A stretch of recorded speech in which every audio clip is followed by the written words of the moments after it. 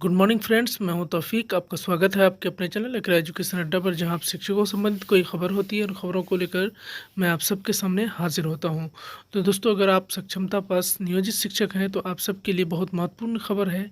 उसके बाद साथ ही साथ में उन सभी शिक्षकों के लिए महत्वपूर्ण खबर है जिन लोगों ने सक्षमता पास करने के बाद काउंसलिंग भी करा लिया है और उस काउंसलिंग के दौरान उनका जो है सर्टिफिकेट में किसी तरह की गड़बड़ी हो गई है, चाहे वो उनका काउंसलिंग क्या कहते हैं, आधार कार्ड और सक्षमता फॉर्म को भरते वक्त जो मिसमैच हुआ, कोई चीज़ की गलती हो गई, जिसमें कि आधार कार्ड में कोई नंबर गलत हो गया या आधार कार्ड का मोबाइल नंबर आपने किसी और का दे दिया, या फिर ये हुआ कि आधार कार्ड में नाम कुछ और है आपका और क्या कहते हैं सक्षमता में सर्टिफिकेट में कोई भी अलग है, तो इसकी वजह से आपका काउंसलिंग नहीं हो पाया है। या फिर ऐसे बहुत सारे शिक्षक साथी हैं जिसका किसी सर्टिफिकेट में अपना नाम कुछ और है, कहीं पर स्पेलिंग में मिस्टेक है, या पिता के नाम के स्पेलिंग में मिस्टेक है, माँ के नाम के स्पेलिंग में मिस्टेक है।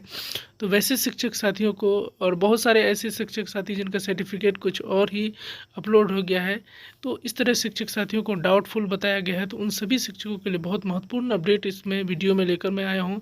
और साथ ही साथ मैं आपको ये बताने वाला हूँ कि वेबसाइट पर आप जब जाएंगे तो आपको क्या दिखेगा और क्या जब कर लेंगे तो फिर क्या होगा, ये पूरा प्रोसेस मैं आपको बताऊंगा। तो चलिए शुरू करते हैं। इस वीडियो को शुरू करने से पहले अगर हमारे चैनल पर नए हैं, शिक्षकों संबंधित कोई खबर पाना चाहते हैं तो चैनल को जरूर सब्सक्राइब कर लें, साथ ही साथ बेल आइकन को प्रेस कर लें, जैसे कि कोई वीडियो डालो सबसे पहले उसका नोटिफिकेशन आपको मिल जाए। तो चलिए शुरू करते हैं इस वीडियो को। सबसे पहले देख रहे हैं सक्षमता प्रथम काउंसलिंग से वंचित शिक्षक ध्यान दें। तो वैसे सभी शिक्षकों के आज से के VC में दिए गए दिशा निर्देश के महत्वपूर्ण बिंदु, यानी जो शिक्षा विभाग में VC हुई, इस VC में कुछ महत्वपूर्ण बिंदुओं पर ध्यान दिया गया। तो सबसे पहले देखिए, जिनका OTP नहीं आने से काउंसलिंग नहीं हुआ, यानी वैसे शिक्षक जिनका OTP नहीं आया और उसकी काउंसलिंग नहीं हुई, तो उनके लिए क्या करना है। जिनका आधार और आवेदन में अंकित नाम में अंतर होने के कारण OTP नहीं आया, वैसे शिक्षकों ने आधार पर अंकित नाम की त्रुटि को सुधार करवा लिया है। वैसे शिक्षकों को कुछ नहीं करना है, और उन्होंने सुधार करा लिया है तो उसको कुछ करना नहीं है। और दूसरा पॉइंट है, वैसे शिक्षकों के आधार कार्ड में नाम नहीं सुधार कराया, वैसे शिक्षकों की ही विहित आवेदन पर पत्र को भरकर आज ही जमा करना है। यानी जिन शिक्षकों का आधार में नाम सुधार नहीं कराया, तो वैसे शिक्षकों को आज ही जो है वो प्रपत्र जमा करना है। तो चलिए, सबसे ज़्यादा मसला जो है डाउटफुल वाले शिक्षकों का है, तो उनका जो है ये झमेला सबसे ज़्यादा है। तो उनके बारे में क्या कुछ कहा गया है। जिन शिक्षकों के काउंसलिंग रसीद पर कंप्यूटराइज डाउटफुल कंटेंट अंकित है, वे अपने कंटेंट के संबंधित अभिलेख सीधे वेबसाइट पर अपलोड करेंगे। यहाँ पर देखिए, बहुत महत्वपूर्ण, बहुत सारे शिक्षक हमारे ऐसे इसको लेकर बहुत ज़्यादा परेशान हैं। अगर आपके जो काउंसलिंग रसीद दी गई है उसमें कंप्यूटराइज डाउटफुल कंटेंट अंकित कर दिया गया है, वे अपने कंटेंट के संबंधित अभिलेख सीधे वेबसाइट पर अपलोड करेंगे। उन्हें जिला में कोई भी आवेदन देने की ज़रूरत नहीं है।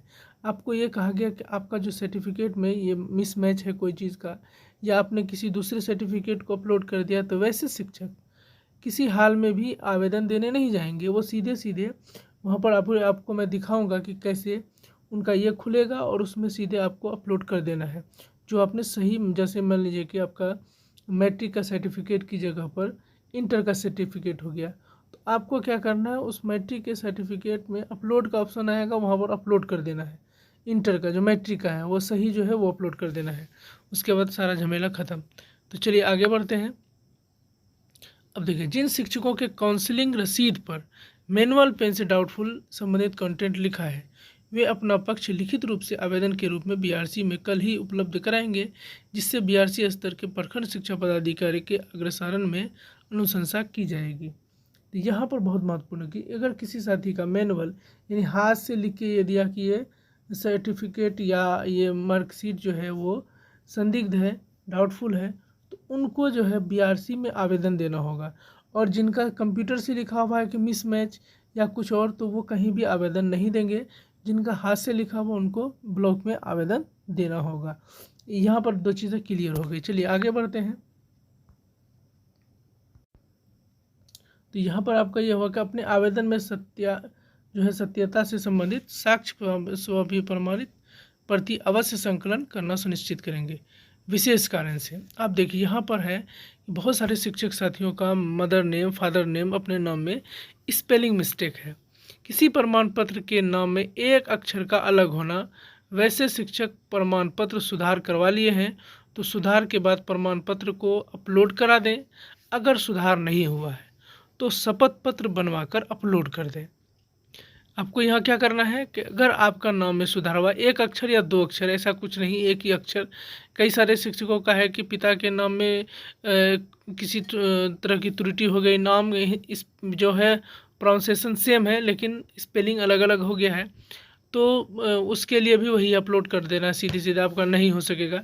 जैसे मान लिया कि सीटेट है या फिर और भी कई सारा बीटेट वगैरह है, इनमें सुधार की संभावना बहुत कम है।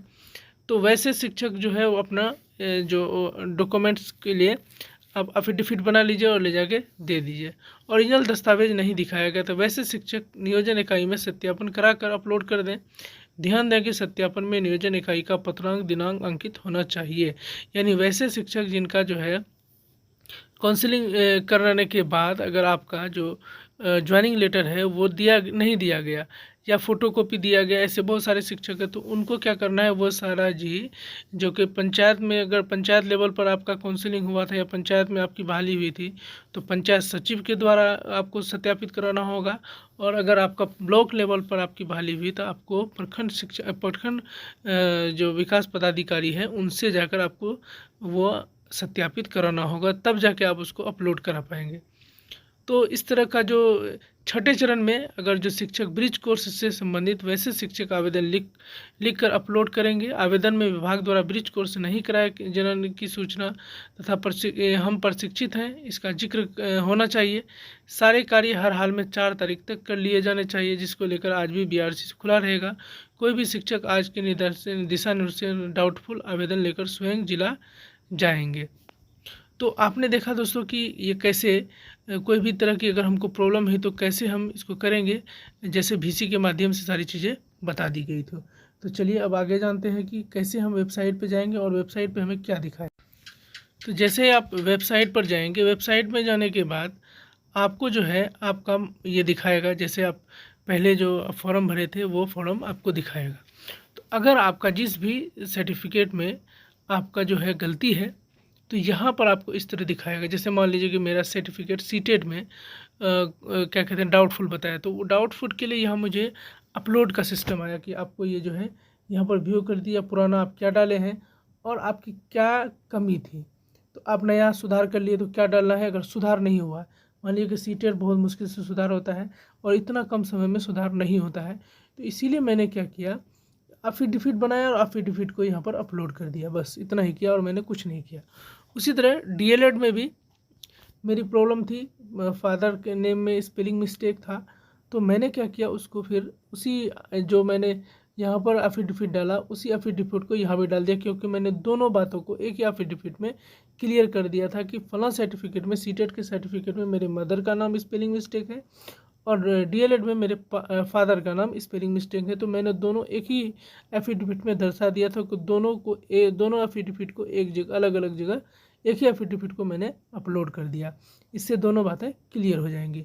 तो इस तरह आपने जब इनको अपलोड कर दिया, 500 KB का होना चाहिए, जब आप इसको अपलोड कर देंगे उसके बाद आपको जो है इस तरह का दिखाने लगेगा। जैसा यहाँ देखिए, यहाँ पर दिखेगा सीटेट ओल्ड और न्यू दोनों व्यू होगा। आप देख सकते हैं इसको करके कि कौन सा मेरा सही हुआ। उसके बाद इसमें बीच में आपको कुछ नहीं करना है, सीधे अपलोड डाउनलोड कर देना है, अपलोड कर देना है, बस आपका काम क्लियर और कुछ नहीं करना है।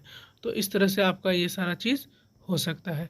तो चलिए दोस्तों, अगर ये अपडेट आपको अच्छा लगा हो तो लाइक और शेयर करें। साथ ही साथ हमारे चैनल पर नए हैं, शिक्षकों से संबंधित कोई खबर पाना चाहते हैं तो चैनल को जरूर सब्सक्राइब कर लें। साथ ही साथ बेल आइकन को प्रेस कर लें, जैसे ही कोई वीडियो डालूं सबसे पहले उसका नोटिफिकेशन आपको मिल जाए। बहुत बहुत धन्यवाद।